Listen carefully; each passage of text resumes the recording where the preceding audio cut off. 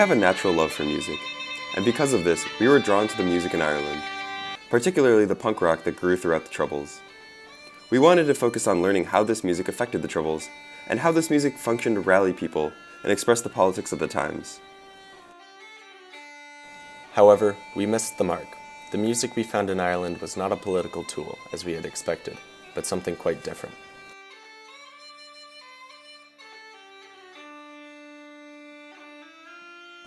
The Gaelic culture is an oral one. The history and stories of the people were passed down by spoken word. Over time, many of these oral traditions developed into song. Therefore, the song, the culture, and the story of the Irish people all became intertwined.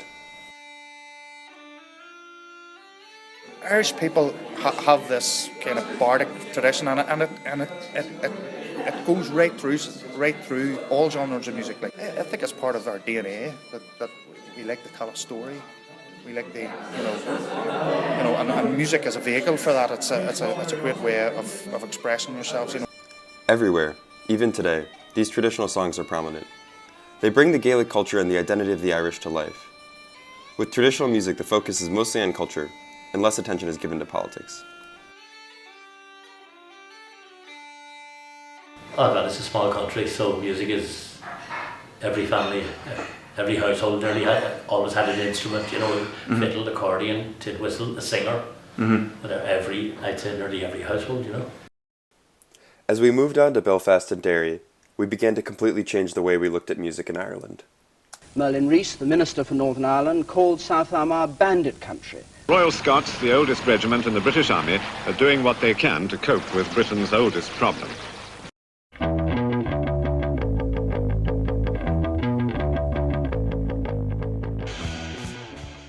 Throughout the Troubles, identity was either Republican or Loyalist, Catholic or Protestant.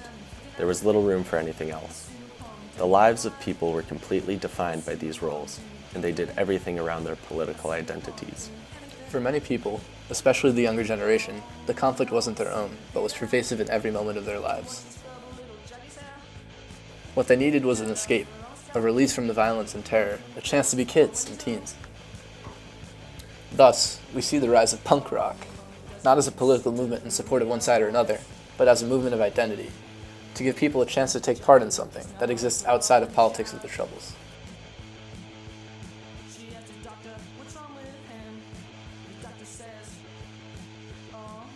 During the Troubles, there wasn't the opportunity to socialise with members of the opposite community at all. Things were very, very much segregated. You would have bars and restaurants at one side of the community would have went to, and ones at the other side of the community would have went to as well. Bands like the Undertones, Stiff Little Fingers, and the Outcasts made music that resonated with people regardless of political affiliation. This created a space, through music, for these kids to express themselves as they wanted, outside of the expectations of their particular community. For the first time, young people from each community were brought together. Growing up, we're here in the north. I grew up, I suppose, through the Troubles. So it was even a bigger thing for me because it was an extension of my identity.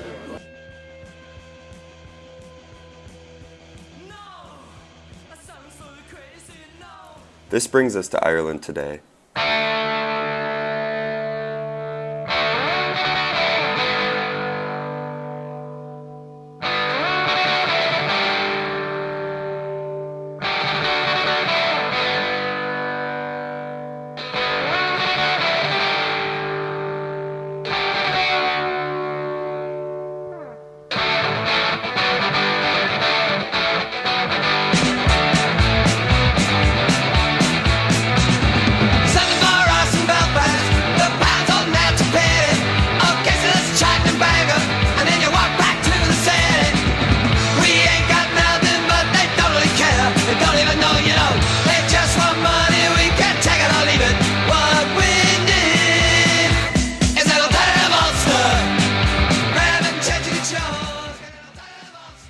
The wounds of the Troubles still run deep, and tensions can be felt everywhere.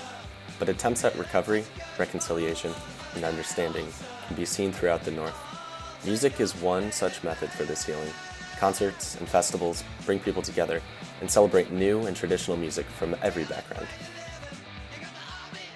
But then there's like a meeting place in the middle where the city has come alive so much now that both sides of the community can socialise without any issues.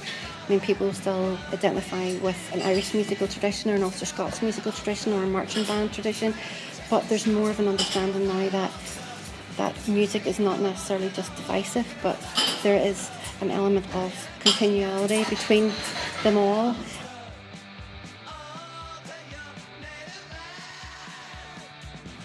Our time in Ireland completely tore apart our misconceptions and gave us a whole new outlook on the importance of music.